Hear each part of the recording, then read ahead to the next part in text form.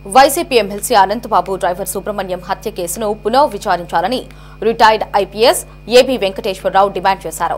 కాకినాడ జిల్లా పెద్దాపురం మండలం జి మామిడాడలోని సుబ్రహ్మణ్యం కుటుంబ సభ్యులను ఆయన పరామర్శించారు. వారిని వెంట పెట్టుకుని కాకినాడ జిల్లా కలెక్టర్ షాన్మోహన్ ను, జిల్లా ఎస్పీ బిందు మాధవ్ ను కలిశారు. 2022 మే 20న జరిగిన ఈ హత్య కేసును అప్పటి జగన్ సర్కారు నీరుగార్చిందని ఏపీ వెంకటేశ్వరరావు అన్నారు. అత్యంత అమానవీయమైన ఈ కేసులో ముఖ్యమైన నిందితుడిగా ఉన్న అనంతబాబును కాపాడేందుకు నాడు ప్రభుత్వంలో ఉన్న అన్ని వ్యవస్థలు ఎన్నో అడ్డదారులు తొక్కాయని విమర్శించారు. మభ్యపెట్టడం, కేసుని మసిబూసి మారేడుగాయ చేయడం ఒక్కటే ఇందులో ఇంటెన్షన్ లాగా కనిపిస్తుంది. చచ్చిపోయిన మనిషిని కర్రబెట్టి కొట్టారు అని అంటే ఒంటి మీద 33 దెబ్బలు, ఇంటర్నల్ గా 3 దెబ్బలు పోస్ట్ మార్టంలో తేలితే అవన్నీ కూడా యాంటీమార్టం ఇంజరీసే, అంటే చనిపోక ముందు తగిలిన దెబ్బలే, చచ్చిపోయిన తర్వాత జరిగిన దెబ్బలు కాదు అని చెప్పి పోస్ట్ మార్టం రిపోర్ట్ వచ్చింది.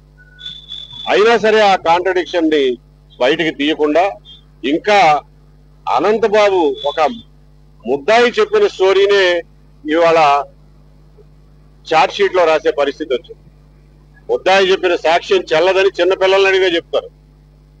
అనంతబాబు చెప్పినటువంటి స్టోరీ రేపు పొద్దున చార్జ్ షీట్ లో ఎట్లా చెల్లుతుంది అన్న ఇంగిత జ్ఞానం కూడా ఆ రోజున పాలకుల్లోనూ వాళ్ళ కనుసరణల్లో మెరిగిన పోలీస్ డిపార్ట్మెంట్ లోనూ కనిపిస్తా ఉంది.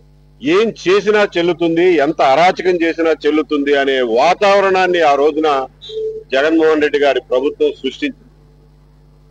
దానివల్లనే ఇటువంటి సెన్సిటివ్ కేసులో, ఒక దళిత యువకుడు మరణించిన కేసులో, తూర్పుగోదావరి జిల్లా ఎంత సెన్సిటివ్ అయినటువంటి ప్రాంతమో తెలిసి కూడా అయినా సరే లెక్క చేయకుండా ఎంత దారుణమైనటువంటి ఇన్వెస్టిగేషన్ చేశారు అని అంటే ఆ రోజున మనం అందరం గుర్తుంచుకోవాల్సింది ఆ రోజున ఉన్న రాజకీయ పరిస్థితి ఏంటి, ఆ రోజున ఉన్నటువంటి వాతావరణం ఏంటి, ఆ రోజున ఉన్నటువంటి శాంతి భద్రతల పరిస్థితి ఏంటి అన్నది మనం ఒక్కసారి ఈ సందర్భంగా గుర్తు చేసుకోవాల్సిన అవసరం.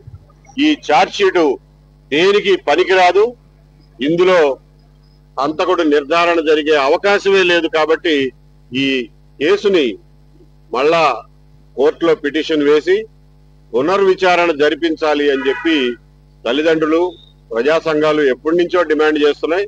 అదే డిమాండ్ తోటి ఈ రోజున ఎస్పీ గారిని కూడా కలవడం జరిగింది. ఎస్పీ గారు ఇంతకు ముందు నుంచే దీని మీద కొంత అధ్యయనం జరిగింది. కాబట్టి ఇంకా ఆలస్యం చేయకుండా ఈ రోజునే స్పెషల్ ఇన్వెస్టిగేషన్ టీమ్ ని నియమిస్తున్నాము. దానికి నేతృత్వం వహించడానికి ఒక అధికారిని కూడా సెలెక్ట్ చేశాము.